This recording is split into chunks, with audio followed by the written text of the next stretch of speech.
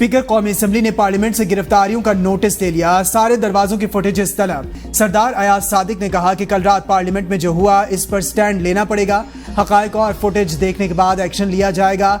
FIR दर्ज करानी पड़ी तो कराएंगे। खुद को बदकिस्मत समझता हूं कि 2014 में पार्लियामेंट पर हमला हुआ तो मैं इसकी कुर्सी पर था। कल रात जो पार्लियामेंट पर हमला हुआ इसे तीसरा हमला समझता हूं। इस पर खामोश नहीं रहा जा सकता। मोहम्मद अचकजई का गिरफ्तार अरकान असम्बली के प्रोडक्शन ऑर्डर जारी करने का मुतालबा। स्पीकर कौमी असम्बली ने तमाम सियासी जमातों के रहनुमाओं को चेंबर में तलब कर लिया। किसने कहा था कि खान नहीं तो पाकिस्तान नहीं? वज़ीर आला खैबर पख्तूनख्वा ने कहा 15 दिन में बानी PTI को रिहा करना है। आज दूसरा दिन है। वज़ीर दिफा ख्वाजा आसिफ का कौमी असम्बली में खिताब। कहा वज़ीर आला खैबर पख्तूनख्वा डिग्गी में बंद होकर बाजवा से मिलने गया था। आज 2 दिन हो गए, हम इंतजार कर रहे हैं वो लश्कर लेकर आए।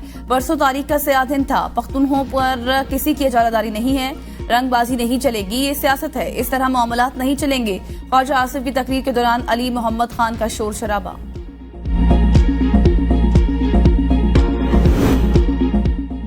कल जो पार्लियामेंट और मुल्क के साथ हुआ पूरी कौम ने देखा। यह हमला स्पीकर और वजीर आजम पर है। आज इस पार्लियामेंट को खड़ा होना होगा। ताला लगाना है या पार्लियामेंट को चलाना है। तहरीक इंसाफ के रुकन कौमी असम्बली अली मोहम्मद खान का कौमी असम्बली में जज्बाती खिताब। कहा आज मेरा मुकदमा जमहूरियत के लिए है। सियासत में इख्तलाफ होते हैं लेकिन अना का मसला अलग होता है। बड़ी मुश्किल से आज पार्लियामेंट पहुंचा हूं। बहुत कुछ हुआ है रात को। हम इसराइल में नहीं पाकिस्तान में हैं। मौलाना नसीम को मस्जिद से उठा लिया गया। कल रात को जो हुआ वो जमहूरियत का 9 मई था। बानी PTI जेल में हैं लेकिन इन पर कातलाना हमला हो चुका। अली मोहम्मद खान का कहना था कि इस वक्त जरूरत है हम इदारों के साथ मिलकर पाकिस्तान को बचाएं।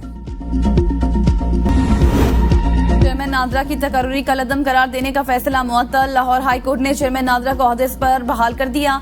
Chairman NADRA lieutenant general Munir अफसर को ओहदे से हटाने के खिलाफ इंट्रा कोर्ट अपील पर समाअत हुई। जस्टिस चौधरी इकबाल ने रिमार्क्स दिए कि दरख्वास्त में कौन सा नोटिफिकेशन चैलेंज हुआ था। सरकारी वकील ने बताया कि दरख्वास्त में निगरान हुकूमत का चेयरमैन नादरा की तकर्री का नोटिफिकेशन चैलेंज हुआ था। दरख्वास्त गुजार की दरख्वास्त सिर्फ निगरान हुकूमत के नोटिफिकेशन की हद तक महदूद रही। जस्टिस आसिम हफीज पर मुश्तमिल एक रुकनी बेंच ने चेयरमैन नादरा की तैनाती को कलअदम करार दिया था।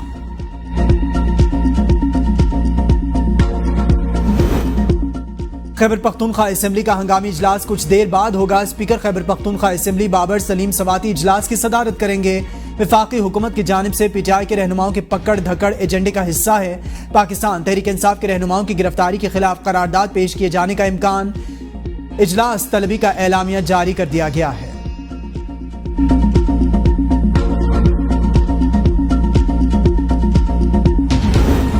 आसिफ जरदारी, नवाज शरीफ और यूसुफ रजा गिलानी के खिलाफ तोशाखाना गाड़ियों के रेफरेंस पर समाअत। यूसुफ रजा गिलानी ने नैब और अदालत का दायरा इख्तियार चैलेंज कर दिया।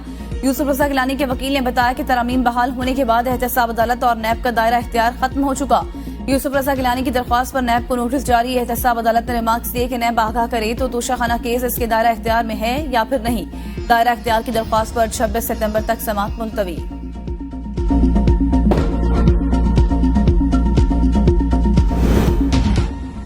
मुनाल रेस्टोरेंट से मुतालिक नजरसानी दरखास्तें खारिज। सुप्रीम कोर्ट ने नजरसानी दरखास्तों पर फैसला सुना दिया। नेशनल पार्क एरिया में मुनाल समेत दीगर रेस्टोरेंट्स बंद करने का फैसला बरकरार। नेशनल पार्क एरिया में कायम रेस्टोरेंट्स के हक में दी गई ऑब्जर्वेशंस वापस ले ली गई। मुनाल और दीगर रेस्टोरेंट्स को किसी और मकाम पर लीज के वक्त तरजीह देने के ऑब्जर्वेशन भी वापस। सुप्रीम कोर्ट ने फैसले में लिखा कि मालिकान ने रजाकाराना तौर पर 3 माह में रेस्टोरेंट्स खत्म करने की यकीन दहानी कराई। यकीन दहानी के बावजूद नजरसानी दायर करना अदालत के साथ मजाक है। 3 माह में रेस्टोरेंट्स खत्म करने की यकीन दहानी के बाद नजरसानी दायर करना तौहीन आमेज है। सुप्रीम कोर्ट ने CDA को कहा था इन रेस्टोरेंट्स को दीगर इलाकों में तरजीही बुनियादों पर लीज दी जाए।